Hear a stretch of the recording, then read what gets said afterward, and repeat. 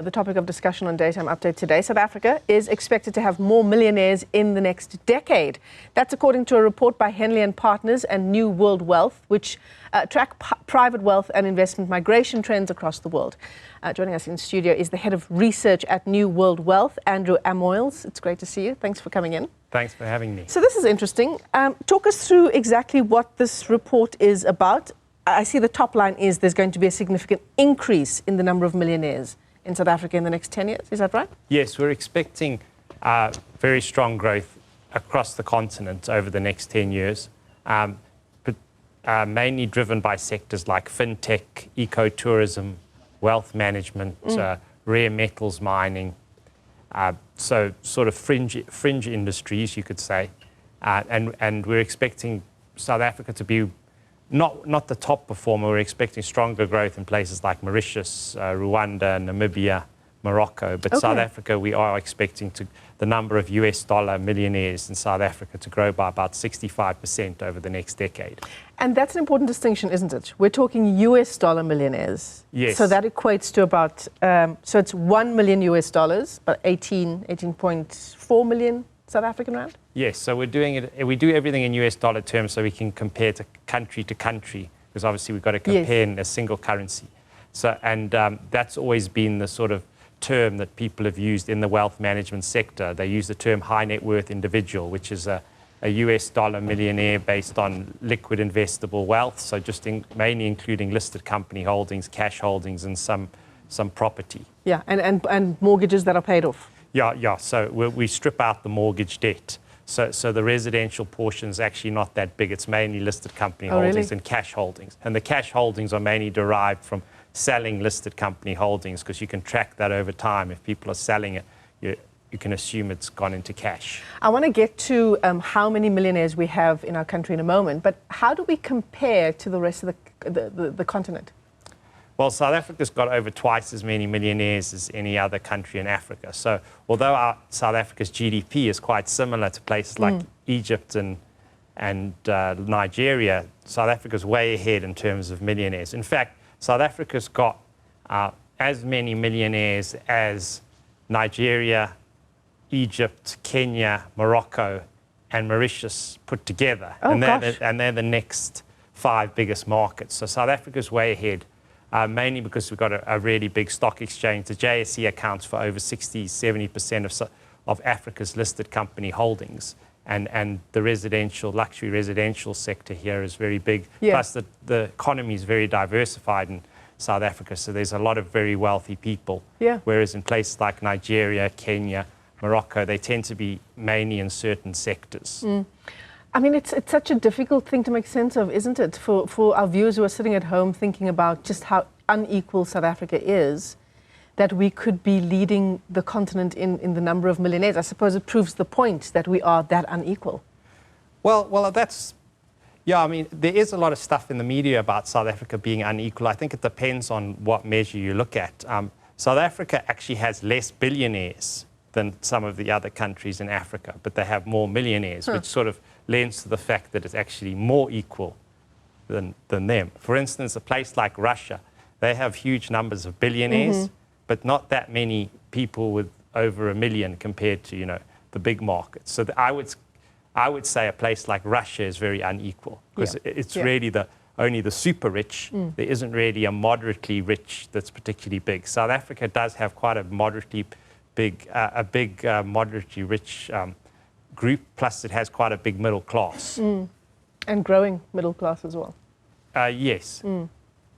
So, let's get to the number of millionaires we have. In the country, let's start with in the country. How many dollar millionaires do we have?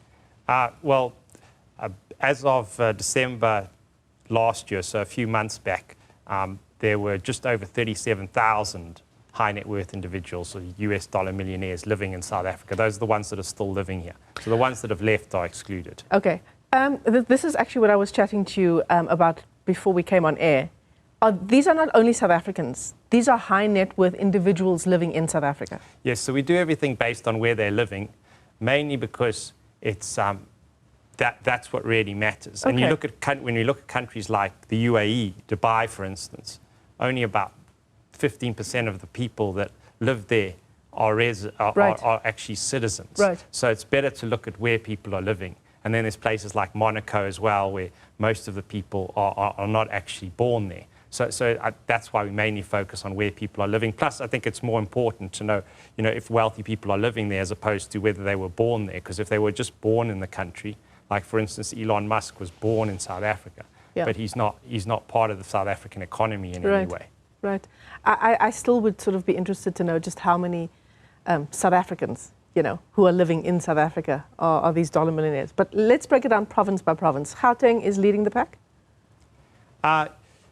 No, Western Cape would be ahead of Gauteng if you were looking at it on a provincial level. But we don't actually do provincial stats in our report. We mainly do city stats. So we look at things. We look at Johannesburg.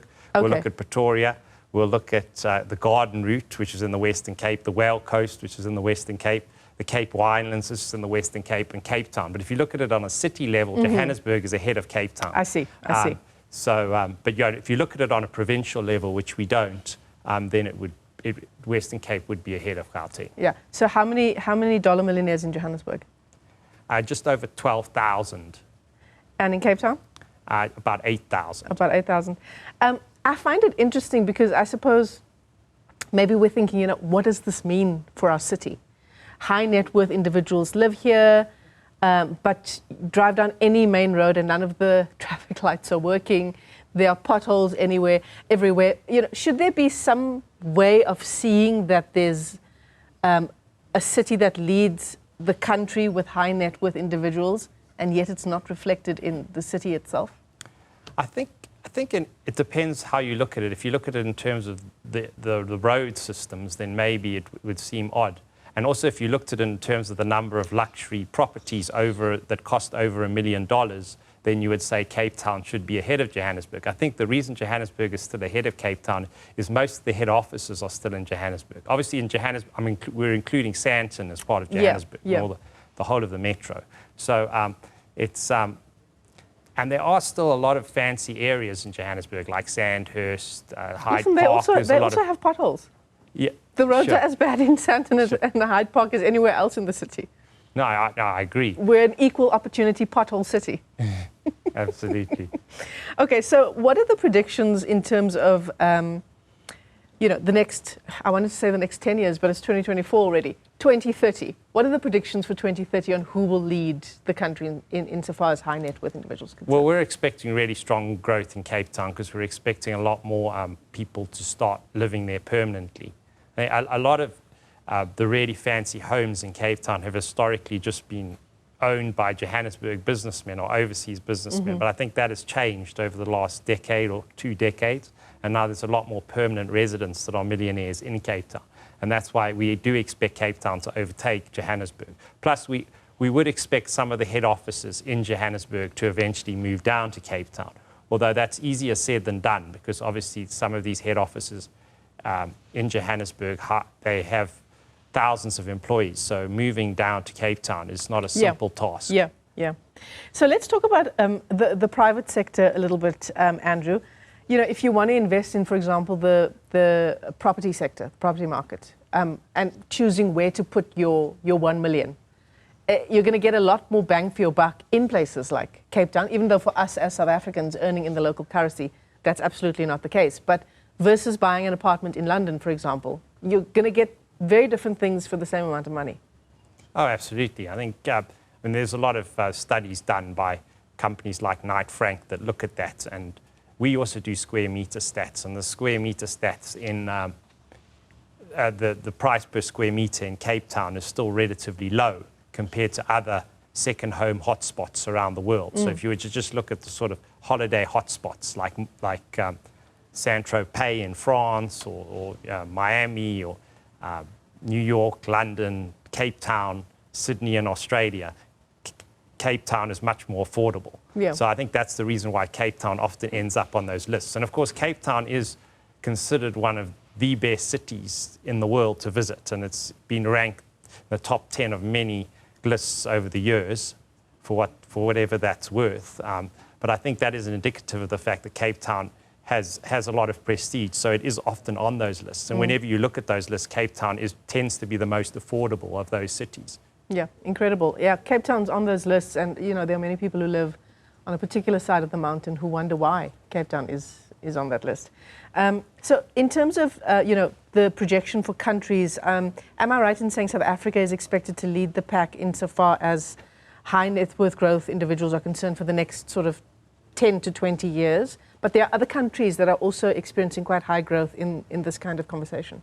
Yes, well, South Africa hasn't grown that quickly over the last decade, but we're expecting going forward quite a big recovery. But in terms of the top performers over the next decade in percentage terms, we're expecting places like Mauritius, Rwanda, Namibia, Morocco, Uganda, Zambia to be the top performers. But in terms of the absolute number of high net worths that they create, South Africa might be ahead because the base number is so much higher in South Africa. So a 60% rise in South Africa is going to create way more high net worths than an 80% rise in Rwanda, which Rwanda, despite all the headlines about how well it's doing, there are only about 1,000 high net worth individuals living in Rwanda. So the growth, it's much easier for them to double their high net worth population than it is for South Africa to double. South Africa is ranked 38th in the world based on high net worths. So for us to double our high net worths, we would probably be jumping up to about 20th or 20th position in the world. So that wouldn't be easy. The amount of countries you'd have to overtake. Yeah, what a fascinating conversation. Thank you, Andrew, for coming in and giving us these insights. Andrew Amoils is the head of research at New World Wealth. The good news is more South Africans are expected